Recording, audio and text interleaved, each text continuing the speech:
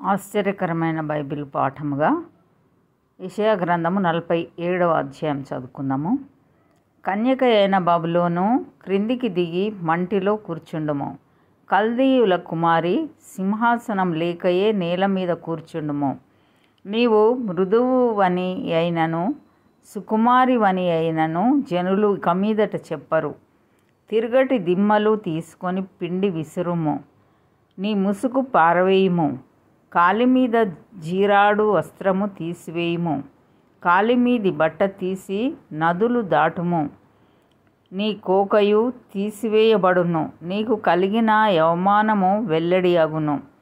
నేను ప్రతిదండన చేయుచు నరులను మన్నింపను. సైన్యములకు అధిపతియు ఇశ్రాయేలు యొక్క పరిశుద్ధ దేవుడు నగు యెహోవా అని మా విమోచకునికి పేరు. కల్దీయుల కుమారి, మౌనముగా నుండి చీకటిలోనికి పొమ్ము. రాజ్యములకు దొరసాని అని ఇక మీదట జనులు నిన్ను గూర్చి చెప్పరు. నా జనుల మీద కోపపడి నా స్వాస్థ్యము నా పవిత్రపరచి వారిని నీ చేతికి అప్పగించి తిని.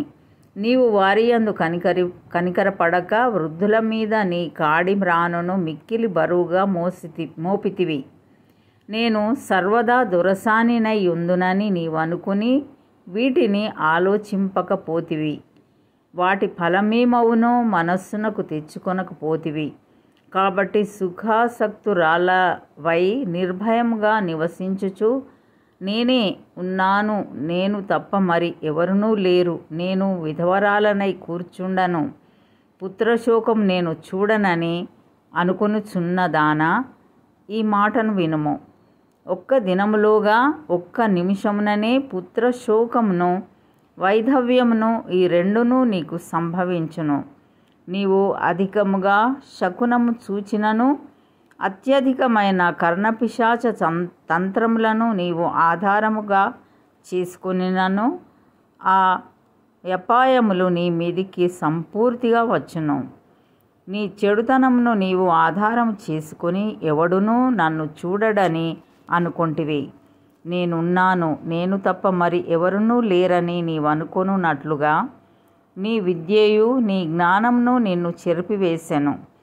కీడు నీ మీదికి వచ్చును, నీవు మంత్రించి దాని పోగొట్టజాలవు. ఆ కీడు నీ మీద పడును, దానిని నీవు నివారించలేవు. నీకు తెలియని నాశనము నీ మీదికి ఆకస్మికముగా వచ్చును. నీ బాల్యం నుండి నీవు ప్రయాసపడి అభ్యసించిన నీ కర్ణపిశాచ తంత్రములను, నీ విస్తారమైన శకునములను చూపుటకు నిలువుము.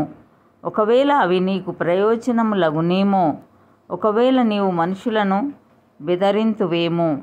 నీ విస్తారమైన యోచనల వలన నీవు అలసియున్నావు. జ్యోతిష్కులు, నక్షత్ర సూచకులు, మాసచర్య చెప్పువారు నిలవబడి నీ మీదికి వచ్చునవి రాకుండా నిన్ను తప్పించి రక్షించుదురేమో ఆలోచించుము. వారు కొయ్య కాలువ వలె నైరి అగ్ని వారిని కాల్చివేయుచున్నది. జ్వాల యొక్క బలము నుండి తాము తప్పించుకొనలేకయున్నారు.